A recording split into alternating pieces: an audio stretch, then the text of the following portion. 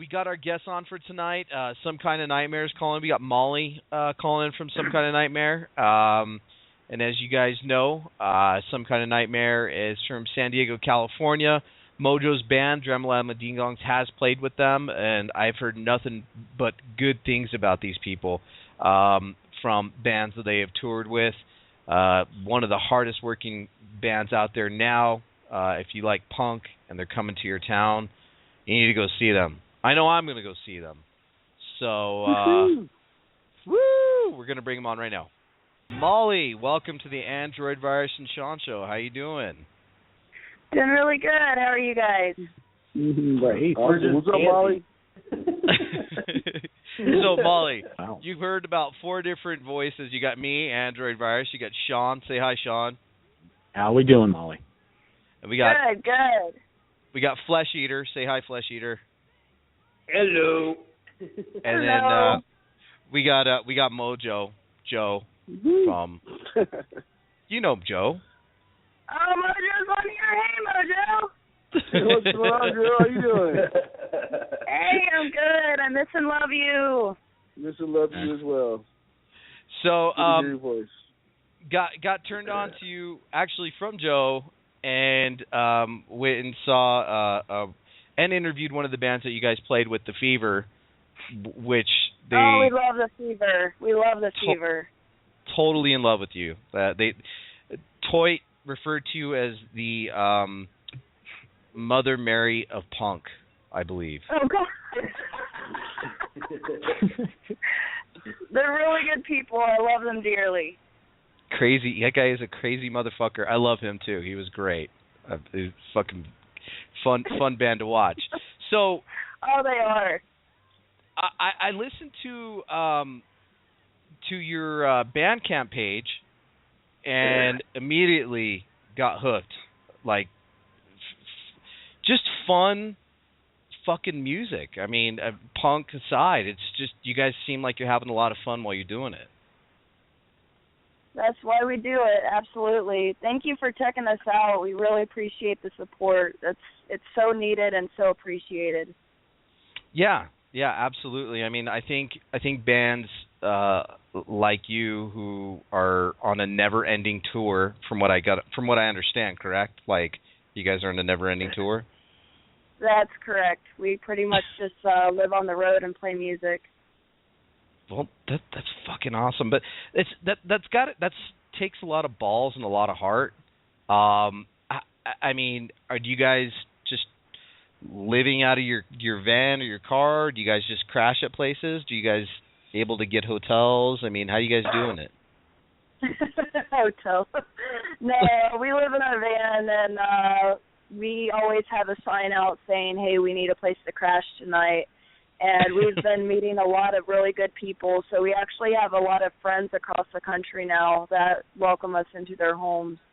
And we also, have strangers come up and introduce themselves and say, hey, here's our keys, take our keys, we'll be back soon, we got to go run some errands, but make yourselves at home and make yourselves comfortable.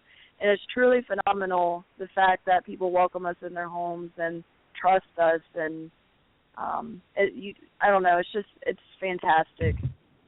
So you guys formed in 2006. You guys are from San Diego. You guys have been doing this solid for since 2006, or when was your guys' first tour? Our very, very first tour was back in 2012, I believe. No, it was 2011. And then we did our first cross-country tour in 2012. It was a 2-week tour from San Diego to New York and back in 2 weeks. It was pretty intense. And then my husband, Shai, the guitarist, came home from work one day and he said, why did we come back? We love San Diego dearly, but why did we come back, to work our jobs and to pay for rent? Why don't we just do this full time? And he took me aside and he said, we're going to quit our jobs and we're going to be on the road for a year. And it threw me back for a minute because we worked so hard to get to San Diego, because we're originally from Ohio, and we worked very hard to get out to San Diego. But this is why we came out here, to play music and to meet awesome people. And so I said, okay, let's do it, and we did it. And 2013, quit our jobs and we hit the road for a year, and then we took about a 5-month break in Arizona, and then we did it again, and back in August we started it up again. And that's pretty so cool. Right now, yeah, that is. I think that, like I said, I mean, that does take some balls, and I think that's. It seems very liberating. Well, it's terrifying, but liberating, probably, right? Yeah. There's so many emotions that are tied into it. It's really insane, to be honest with you. So, yeah, I mean, have you guys, I mean, not to get negative or anything, but have you guys had, like, any weird negative experiences where, like, okay, we got to, like, get out of here, staying at a weird stranger's house? Actually, no. Believe it or not, we haven't had any extremely negative situations. There have been situations where we've been a little creeped out, but it all turned out okay. Nothing ever, nothing major ever happened. Nobody tried to do harm or anything like that.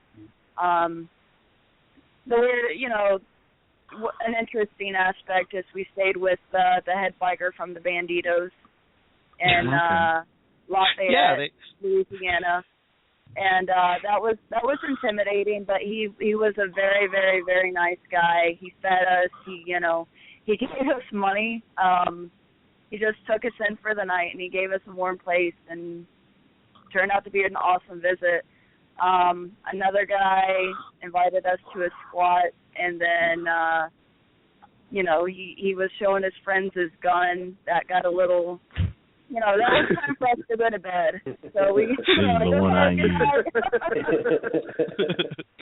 Yeah, that's funny. He definitely did not mean any harm or anything like that. So those are the only two situations that come to mind where it was a little like, okay, how's this going to play out? But they were actually really, really good, really nice people. That's what rock and roll is all about, man, for sure. Yeah. It was it funny is, man. It's about helping each other. And what's funny is the Banditos, the Banditos actually pretty much own New Mexico. Like, there's no other biker gangs in New Mexico besides the Banditos. Like, there's no Hell's Angels here. There's no whatever Nomads or whatever their name are. Whatever, it's all. This is Bandito country in New Mexico. So maybe you could call them. I didn't know that. Yeah, it's a trip. Yeah, it's really weird. But you guys, okay, so you guys are you guys starting your second leg of your tour when? Or are you actually, let's see, the end of this tour is coming up, and then we're just pretty much renaming the next tour, which is the day after Thanksgiving. This one got off to a really rough start. We were having so many van problems. We were breaking down about every day. So it's really time for a fresh start.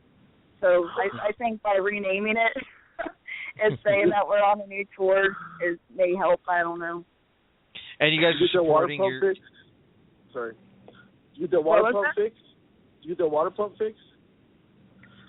We think it's a fuel. We thought it was a fuel pump. We actually spoke to a guy at AutoZone, and he thinks it's the crankshaft sensor. So we're going to try that out tomorrow and see if that fixes it. It's been frustrating, but we've been trying to stay positive over everything. Okay. That's your second album, Never Had a Chance.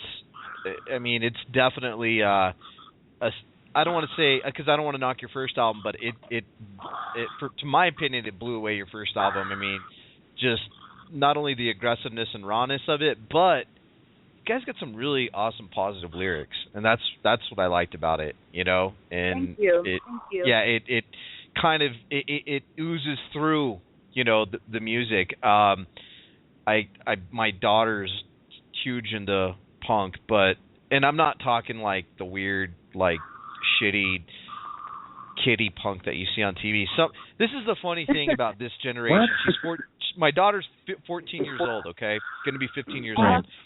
And she was always like into suicidal tendencies and weird stuff like that, right? Just different stuff. And with the wonders of Pandora radio, she got introduced to the Germs. Then she gets introduced to the Dead Kennedys, and then she gets introduced to all this stuff. And next thing I know, she's like, "Hey, Dad, can you buy this movie for me on Amazon?" I'm like, "What is it?" She's all, "It's called Suburbia." And I was like, "Yeah, I'll buy you Suburbia." Like, yeah, not a problem. And I mean, I watched Suburbia when I was a kid, so she's like, "Yeah, blah blah blah." And then so the other night it was really funny. She was watching this weird, it's an HBO documentary called Sonic Highways with Dave Grohl from the Foo Fighters. And my wife was just watching it on TV, and she's like, "Where are they?" And they're out in California. She goes, "Do you know Pat Smear used to play in the Germs?" And my wife's like, "No." And she's like, "I wonder if they're going to get into that, like about how." And she's like, "He was weird." And yeah, she's so fucking. Yeah, but Pat Smear was fucking done with his career with the Foo Fighters before your daughter was even born, and she has all this knowledge. That's hilarious. Yeah, she's kind of like me when it comes to horror movies. When she gets like fixated on something, she's got to like eat it and digest it and think about it, So, you guys are going to be playing here in Albuquerque the 3rd or 4th, you said? December? Yeah, we're playing on December 3rd at the Jam Spot, and then I'm going to try to get us in at Birch Tiki. So fingers crossed, we'll see if we're able to get in. Excellent. Yeah, I tried to get you into where I can, but people just don't call back. That. Thank you so much for helping and everything. It's sincerely appreciated. Not a problem, and I'm gonna go watch you guys play. I think it's an all ages show, right? The Jam Spot, I believe. Exactly, yeah. I believe it is. Awesome. And if you guys don't have a place to stay, you have my couch. Thank you so much. Albuquerque's always been kind of tough in that, so thank you so much. Don't thank him yet. Don't thank him yet. It is filled with urine, so don't thank him quite yet. I just turned the cushions over, all right? I'm sure they slept on the worst fucking couches. We look forward to it. Yeah. So, you guys, I always talk to a lot of different musicians, and I like to get your take on this. You guys are a hardworking band. You probably make a lot of your money off of merchandise and all that fun stuff. And I know you guys got a Bandcamp page. How do you feel about people downloading your stuff and not paying for it? And I mean, essentially, you put your album out free on Bandcamp, so people will buy it if they really like it. But how do you feel about that? I don't think bands should do that. I don't think bands should go that route as far as giving their music out for free. And the reason I say that is this is our craft. This is what we do. We have put our heart and soul. We've put so much work into this, and it's all we've got. That's how we eat. That's how we survive. So if you're wanting to steal that, you're pretty much stealing from the homeless in that sense. I don't recommend it. I will say this: I have given away free CDs to kids who can't afford it. It's just I feel out the situation, I guess. If somebody, just wants to steal music and they're in a position to where they can pay for it and don't, I believe in karma, and that's just going to come back. But if it's a kid and they're really, really wanting to listen to music that they can relate to, then of course I'm gonna give them a free CD or a free download. So there you go.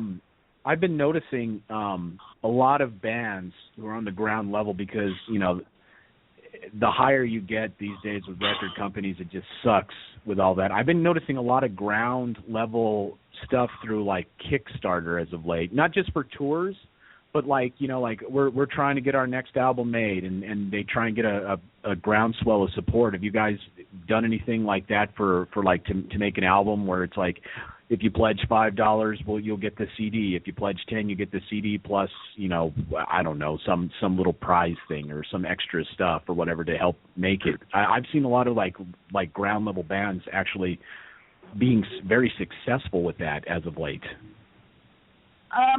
We have a GoFundMe account, and it started on the last tour because our drummer at the time, his grandmother wanted to donate, and she didn't, I guess that was the best way to do it. But as far as creating an album, no, we haven't asked for money to help create our album or anything like that.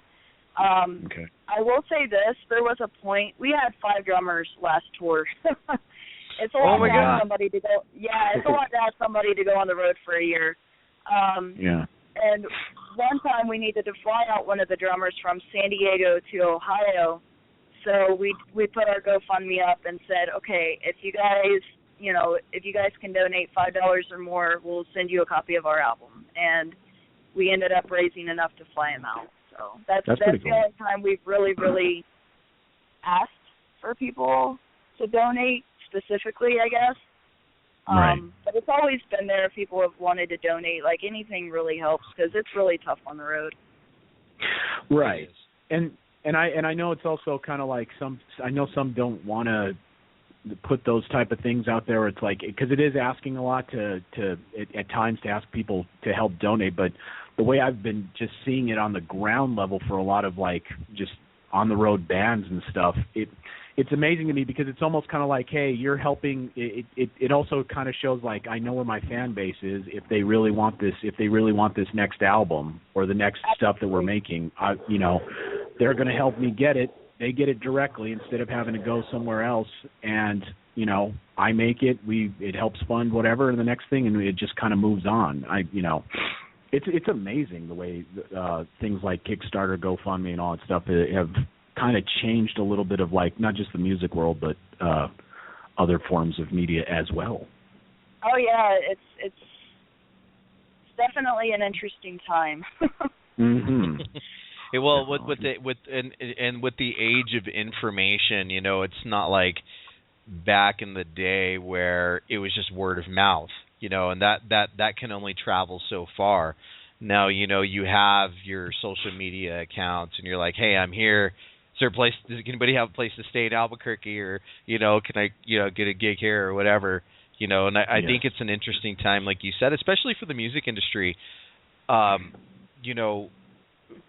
People really are only paying for singles now and not really the full albums, but I think somebody in your case, especially bands that are hard-working bands that are kind of living from gig to gig, really depend on people buying their merch at their shows. And I know me personally, I'll go to a show and I'll fucking buy merchandise. And when I went and watched the Fever play, they were kind enough to give me some CDs and a shirt to give out to our fans.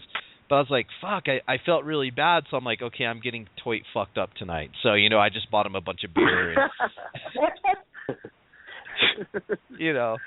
so, I just got him drunk, which was great. I was like, fuck, I hope he doesn't get too fucked up to not play, But it was great. It was great. So this whole thing sounds really beautiful, though, the way you guys are out and touring and meeting new people. And I've met some of your friends that come out here and stayed with me, and it's almost like you're starting to network with people who are on the same level, who are out, willing to help and spread love and help out bands and spread music too. It's all over the place. You just kind of have to know, because the world gets smaller as you start to help out people more. Am I correct with that, Molly? Absolutely. It's believe it or not, the touring community is small. While there's a lot of bands touring, it seems like, I don't know, the ones in our group, we all know each other, and it's really awesome. You meet so many wonderful people, and it's really cool when you can help a band out when they're in need, and then they return the favor, and everybody works together. If we don't take care of each other, who's going to? Good. I don't know. That's how I feel. With a lot of different things as far as just art is concerned, and I'm talking about like movies. I know a lot of independent, movie makers and people that we interview. I mean, it goes as far as like, and is as funny as it sounds, I mean, like independent pro wrestlers, you know what I mean? If you enjoy your art and your craft, and you have to support each other, and you have people like our show, me and Sean will love interviewing people who are independent thinkers and supporting that, because in a sense we're an independent radio show as well. We don't have a boss. Yeah, we don't have a boss. We are our own bosses, but we want to support people, and not people who support us or our ideals, because everybody thinks different, but we want to fucking support people that we like and music that we love, especially me. Real quick left turn for you here, Molly. How's the throat, man? Because you scream like a motherfucker. Actually, I think I've nailed it down pretty well to where I think I might be singing the right way. What's her name? Melissa Cross. There's DVDs out. I think it's called The Zen of Screaming, and she shows you some tricks. You pretty much sing at the back of the throat, not like in the throat. It's kind of hard to explain without showing you YouTube videos, but I think I've nailed it pretty much as far as not hurting my vocal cords. There's a right way to do it and there's a wrong way to do it as far as hurting yourself, because if you put too much stress on your vocal cords, you can, if I remember correctly, you can get throat cancer. You can really, really mess them up and end up in the hospital. So it's very important for singers to take care of your throats. There's singer spray out there. Luckily, I haven't had to use it on this tour, last year's tour at all. The only time I really lost my voice was when my husband and I were sick. So other than that, I generally don't have a problem with it. Definitely. Now, let me ask you a question. I was kind of looking at some of your guys' pictures on your Facebook page. You guys seem to play pretty much everywhere. And I've always wanted to ask, especially touring bands such as yourself, what's the etiquette as far as playing house parties, playing somebody's living room? I mean, do you guys just how does that work out? As far as the pay is concerned and whatnot. Generally, with house shows, we're kind of in their territory, so we just ask ahead of time, are you guys, able to collect donations tonight, or, what's your policy when it comes to house shows, or do you guys mind if we ask for donations? Other places that actually are house show venues, sometimes they'll do like a $5 cover, and then they'll give all of the, door cover or whatnot. But a lot of times, like living room shows or basement shows, they're all donation-based. Mm-hmm. And then hopefully they at least let you raid the refrigerator, right? Something like that. They're all really, really good. We work with wonderful people. They usually, feed us, let us shower, that sort of thing. But a lot of people buy merch, too. If we had it our way, we would play nothing but house shows. That's cool. They're so much fun, and they're all ages, and you're not background noise. People actually come to house shows to see live music and support each other. Yeah. Funny story. I'd say 93, I went and watched here in Albuquerque. There's this place called the Wool Warehouse. It's not even open. It was like right next door to a all-new basically strip club. But it was okay. So here's who opened. It was Bad Religion, DRI, and the opening band was Green Day. Okay. Oh wow. And like Tony, and then right after that, Green Day went and played a house show with at one of my friend's house, and like, I'm not really a Green Day fan per se, but it kind of just shows you how people get their start. It's pretty interesting. Oh yeah. And then the house party turned into a big old fight because a bunch of skinheads showed up, and you know how that goes. Yeah.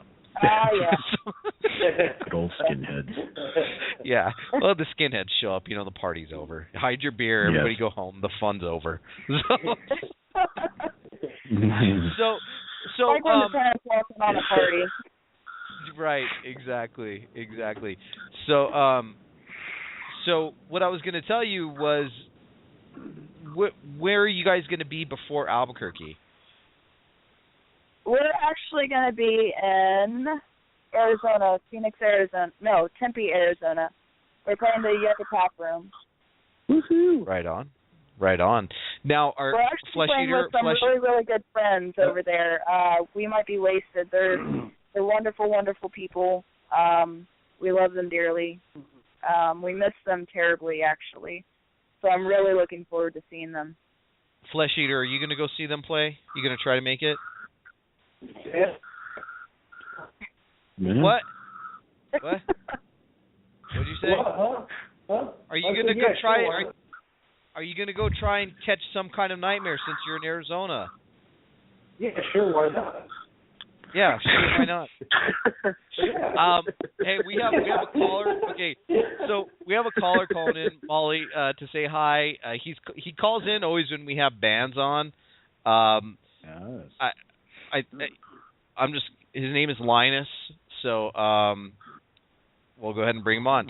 Hey, what's up, Linus? Thanks for calling the AndroidVirus and Sean show. What do you got to say to Some Kind of Nightmare? Or Molly? Good evening, good evening, Aaron and Sean. How are we doing tonight, gentlemen? Doing very well, Linus. Thanks, Linus. Yeah, I just called to say I appreciate your podcast. I haven't been listening the past week. I got dumped by my girlfriend over here in Lithuania. So I'm alone tonight. Okay. Yeah. Oh. Well, what shall I do tonight, gentlemen? Well, what I shall think I do tonight? I think you should go to Some Kind of Nightmare punk band, or Some Kind of Nightmare punk.bandcamp.com and listen to Some Kind of Nightmare. That's what I think you should do, buddy. Okay. Yes, sir. Okay, That's well, right. I appreciate that, Aaron. I appreciate it. It'll lift your spirits, man. And if Some Kind of Nightmare if they make it to Lithuania somehow, are you going to let them stay at your house? Yeah, I just kind of bummed out tonight. I took your advice, Aaron. I said the wrong thing to the girl. I was listening to your past podcast, and I told this Lithuanian girl, if you smell like trout, get the fuck out. If you taste like chicken, keep on licking or something like that. She got me. So, yeah, she dumped me. She dumped me. And now I don't know, Aaron, I took your advice, sir. No more hairy buffaloed women for you. Take your advice tonight, Aaron, and hopefully this advice will turn out to be good tonight. Thank you, sir. Appreciate it. Molly, do you think your music will lift Linus's spirits? I hope so. If not, why are we out here? Right. Amen. Amen. All right, it'll be an energetic experience. I still have the imprint on my cheek, so you know. You have the imprint of disappear. her I don't hand? want to be embarrassed going to the club with the imprint of a hand on my cheek. Well, you guys take care tonight. Love you, Linus. Thank you. Bye-bye. Merry Christmas. So, Molly, where can we find your music? It is on Bandcamp. Some Kind of Nightmare punk at Bandcamp. Are you guys on the? We're also on Twitter? Reverb Nation. Yeah. What are you on? We're on Reverb Nation, but I would prefer for people to just come out to the show and buy a CD. That would be all. I'm gonna try to promote the shit out of this for you and try to bring as many people as I can, even if it's just one person. No, that's awesome. Thank you. I've been telling all my friends, I was like, dude, you guys gotta go, you gotta go. But you guys are playing on what night again? It is on December 3rd at the Wednesday. Jam Spot in Albuquerque. Okay. So I will promote the shit out of it for you and spread the word, and hopefully we can get some people just to show up and have fun and buy some stuff and feed you guys. Appreciate it. Thank you. Feed you some good possibly feed you some good New Mexican food. Oh boy. Oh yeah, don't forget about the green chili. I'm looking forward to seeing you guys. Is there anything else you want to promote, Molly? We are actually playing the Bandcraft tomorrow. We're playing with... Yeah, that'll be fun. I can't wait to see our San Diego friends. It's been way too long. We're playing with the Rick Agnew Band, which is really awesome. We're playing with the Sculpins. They're really good friends. We're playing with the Avorts. So tomorrow night will be a blast. Please come out, support. We miss our friends, so come out and give us hugs and kisses, and it'll be so good to see you guys. And what's this I read about cookies? Apparently my husband posted that we'll be having cookies. Oh, we're bringing cookies. So, yeah, please come out and have cookies with us. That sounds like a fun, phenomenal time. So we will we will be seeing you soon here in Albuquerque. Have a safe trip and safe travels. Thank you for coming on the AndroidVirus and Sean Show. Molly, can you say one thing for me? Absolutely. Can you say, this is Molly from Some Kind of Nightmare, and you're listening to the AndroidVirus and Sean Show? This is Molly from Some Kind of Nightmare, and you're listening to the AndroidVirus and Sean Show. Yeah. Thank you. All right. Thank you. Mojo, I love you. Love you too. We'll Thank you guys so much for having us. We appreciate it. You're the best. We'll talk to you soon. We'll talk to you soon. We'll talk to you soon. We'll talk to you soon.